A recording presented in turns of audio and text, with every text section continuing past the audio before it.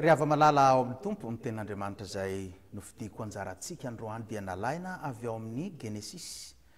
Genesisy toko 2 ny andiny 10 hatramin'ny 11 dia mitohy amin'ny 11 hatramin'ny 12.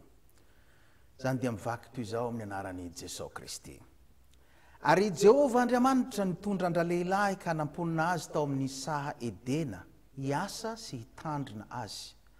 Ary Jehovah Andriamanitra nandidy andra-lehilahy ka nanao hoe ny azo rehetra eo amin'ny saha dia azonao hinanana ihany. Fa ny azo fahalalana ny tsara sy ny ratsy dia aza hinanana. Fa amin'ny andro izay hinananao azy dia ho faty tokoa ianao. Ary Jehovah Andriamanitra nanao hoe tsy tsara raha irery raha lehilahy dia anaovako vady sahaza ho azy izy. Ary Jehovah Andriamanitra nasondry atory andra-lehilahy ka dia natory izy. Dia naka ny taolatehezany anankiray izy ka nanakombona nofo ho solony. Ary ny taolatehezana izay nalain'i Jehovah Andriamanitra tamindra-lehilahy dia nataony vehivavy ka nentiny tany amindra-lehilahy. Amen. Iara-mivavaka isika.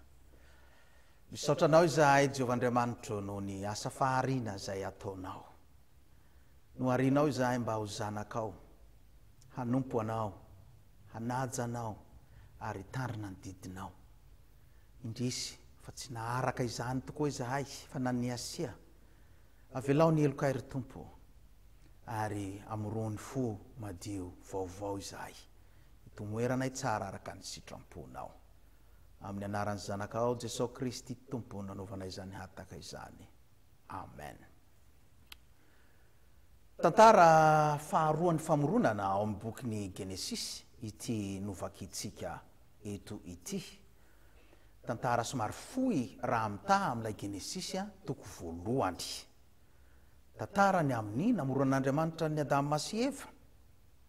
Tantarany amin'ny nametrahany any Adama sy Eva tao amin'ny saha Edena, namorona ny toerana manokana nasiny azy mivady. Rehefa noforoniny Adama dia nilazainy hoe afaka mihinana ny hazo rehetra, ny voankazo rehetra ato anatin'ity saha ity ianao.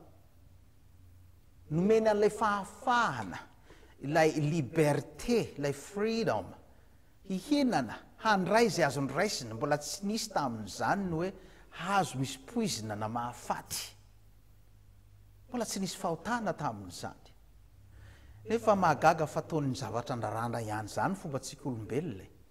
Na misy zavatra firy ao anatin'ny trano iny raha misy hoe anankiray fotsiny azakitiany io gato anankiray io dia anontany fa manina ara no tenenina hoe azakitiany io dia andrandramanana tsikelikely. Zany nanjoa azy ireo. Le tsy fahononan-tena dia ino no ariraotin'ilay Satana dia nahatonga azy ny hinana ny azo fahalalana ny tsara sy ny ratsy. Efa fantatsika ny amin'ny fahalavony zanak'olombelona tamin'ny diran'ny fahotana. Fa nitaritako ny saitsika eto dia ny amin'ny Adama sy Eva. Rehefa voafory ny Adama dia nivolavolain'Andriamanitra. Tsy tahaka ny famoronana natao tamin'ireo zavatra rehetra izay hitantsika ny zavaboary rehetra nanaovana ny zanak'olombelona fa Andriamanitra tenany no naka vovoka.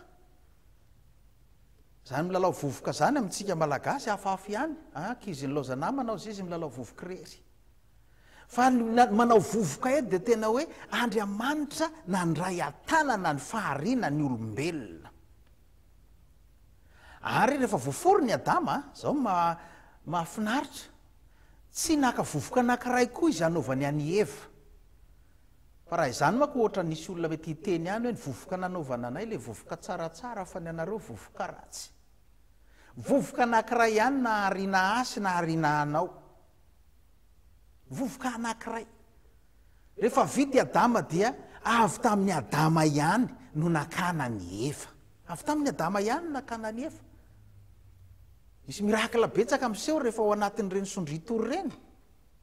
Misy fahariana anankiray vaovao izay mipoitra dia nahariana any Eva. Da tsika zany hoe rehefa ao anatin'ny torimaso dia miditra amin'ny fiainana anankiray vaovao. Zany no atsonany hoe raha fahafatesana dia hoe modimandro isika malagasy. Tsy atsona hoe maty. Ao anatin'le torimaso dia makany amin'le fiainana mandrakizay.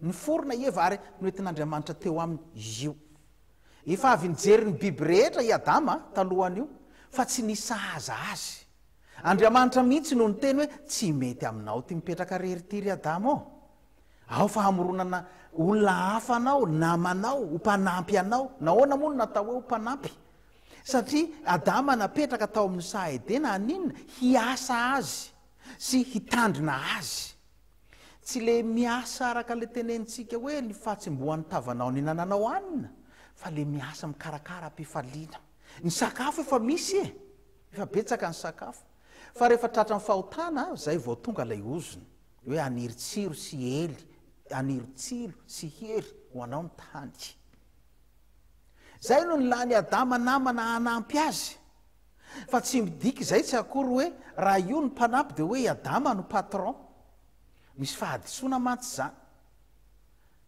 fa amin'Andriamanitra dia natao hitovy ary mifampiankina izy roa zany any nahatonga azy hoe fitaova taolana avy tamin'ny Adama no nanamboarana an'le vehivavy dia rehefa mivady izy roa dia mifameno za mbola gaga am'le sasan'le taolana tsy mitovy mifanambady reny tsy haiko hoe mbola mifameno ve reny nahoana fa ny teneniko anareo ny fanambadiana resahako eto dia ny fanambadiany lehilahy sy ny vehivavy zay ihany no fanambadiana fantatro rehefa natson'Andriamanitra Eva dia hitany Adama hoe taolana avy tamin'ny taolako ity nofo avy tamin'ny nofoko ity ary Eva koa mahatsaro fa hoe avy tamin'io ny aviako mahafinaritra ane zany mahafinaritra zany anao fa tsy finaritra raha mahita olona hoe nisy olona saika maty dia fitaova avy taminao no namelomana an'le olona tsika mahita an'izany misy olona ao maty dia menao raha izy dia le raha avy taminao no mikoriana ao anatiny vatana iray ihany nareo amin'izany fotoana izany velona Eva manana ny maha izy azy Eva ary hitany Eva fa mitovy amin'ilay Adama ihany izy afaka misaina tahaka ny any Adama afaka miteny tahaka ny tenin'ny Adama afaka miaraka amin'ny lalao amin'ny Adama fa tsy ohatra ny izy sy Adama sy ny gidro jereny Adama ny gidro tsy nety taminy akory le gidro nomen'Andriamanitra vady ho sahaza ho azy izy vady sahaza ho azy izy fa tsy nataony hoe vady zay ataonao ompiana na vady zay atao hoe hoandevozina na hoe vady natao hoe fanirakiraka fa le fampiakinana amin'ny lehilahy sy ny vehivavy zany no tenin'Andriamanitra tsy misy ambony tsy misy ambany betsaka ny tsy mitovy hevitra amin'izany fa raha tsy mitovy amin'ny hevitra dia vakeo ny amin'ny Korinthiana voalohany toko 1:10 eo no mahatonga fampiakinana eo amin'ny voarin'Andriamanitra Korinthiana voalohany toko 1:10 kanefa ao amin'ny tompo tsy misy vehivavy raha tsy nisy ny lehilahy ary tsy misy lehilahy raha tsy misy vehivavy fa toy ny avian'ny vehivavy avy tamin'ny lehilahy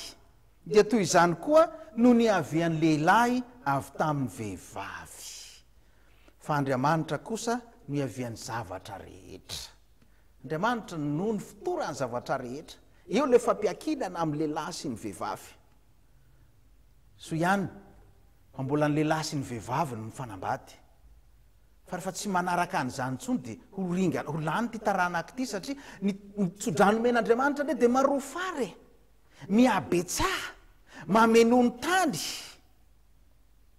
ary zany no ampanatanterahana ny vady ene mety isy ady hevitra koa momba an'izay ho velomina amin'ny ino mako izy io fanabeazanay zany tsy maintsy atao hoe tsy maintsy jerena nisany ankizy efa tsy mitombona tsony ny tsodrano ny fito lahy sy ny fito vavy nomen'Andriamanitra saina tokoa itsika isaina andamina andrindra andanjalanja ny fiainantsika ary na ny fanambadiana araka tenen'ny apôstôly Paoly misy olona ne nantsoina tsy hanambady izy ionoka raha izany no ny antsonanao dia mitoera amin'izany fa raha milaza ny tenanao fa hanao ionoka kosa anao rehefa tsy mipetraka amin'izany fa mbola mandeha tsy mandeha roa dia tsaratsara ho anao ny manambady fitahina nomen'Andriamanitra ny fanambadiana ary ao anatin'izany dia asehon'Andriamanitra mandrakariva fa mitovy ny lahy mitovy ny vavy samy mitovy ny lahy sy ny vavy nataon'Andriamanitra ho iray ireo nataon'Andriamanitra hana anjara fanompona ireo nataon'Andriamanitra hanana anjara amin'ny adidy fikarakarana ny asa fahariana zay nataony amin'ny famoronana ireo ry havana natao iarahamonina ao anatin'ny fiarahamonina isika ny fiarahamonina dia anjakan'ny faharatsiana maro raha tsy ao Andriamanitra dia faharatsiana voateraka ny zaza dia efa ao anatin'ny faharatsiana zany mahatonga ny fanaovana batisa azy reny ateraka indray olom-baovao fa raha vao miaina ny zaza na miaina ny olona anankiray dia tsy maintsy misy faharatsiana ao anatin'izany satria izao tontolo izao ty notratran'izany fahotana izany mila mpamonjy isika mila fanavotana isika ka raha misy olona milaza fa tsy mila an'izany a dia efa very sahady izy ka raha tsy misy an'io mpamonjy io isika dia very tsy ny fampianarana zao tontolo zao ny tokony fampianarana rahantsika fa ny fampianarana avy tamin'Andriamanitra dia ao amin'ny teny miaina ao anatin'ny fiarahamonitsika dia ho Jesosy hoe fakatiava didy vaovao nomeko anareo natao iarahamonina anareo fa tsy natao hitokamonina ka mba hahafahanareo miarahamonina dia mifakatiava ao anatin'izany fa aza miaina ao anatin'ny lonilony aza miaina ao anatin'ny fosafosa aza miaina ao anatin'ny fanondromolotra fa tsy zany naharianantsika hiara-dalana tahaka ny Adama sy Eva sy mba ny fahotana tokoa izany fiarahamonina tao edena izany ary zany no dinan'i Jesosy Kristy dia hanarina ny zany fiainana izany ho paradisa vaovao indray no iainantsika ry havana eto ambony tany ihany no misy an'ity fanambadiana ty any an-danitra anie tsy misy an'io tsony eto ihany no mampisy an'io sao dia mbola mieritreritra hoe hanambady any anina anao rehefa tonga any an-danitra tsisy ao Mateo 4:7 dia milaza mihitsy ny tompo fa amin'ny fitsanganany maty ozy izy a dia tsy mba hisy ampakabady na avoaka ampakarina fa ho tahaka ny anjely any an-danitra izy tsisy fanambadiana tsony any eto ambony tany nametrahan'Andriamanitra any eo ajao izany tiavo zany didym-pitiavana zany napetrak'Andriamanitra izany ary ny fiainantsika ane dia mba hipetraka mandrakariva ao anatiny hoe tsy misy mahavita tena fa napetrak'Andriamanitra iarahamonina isika ary tsy tsara tokoa raha ao anatin'izany fitokana monina izany ny fiainanao fa tian'Andriamanitra efa nerasera amin'ny olona rehetra ianao na ny olona fantatrao na tsy fantatrao na ny tianao na ny tsy tianao satria ny didy napetraka Jesosy dia ny fakatiavana mifakatiava fa izany didy lehibe indrindra eo amin'izany no iantonany lalàna sy ny mpaminany ary hoy ny tompo rehefa mifakatia nareo dia izany no afantaran'ny olona rehetra fa mpianatro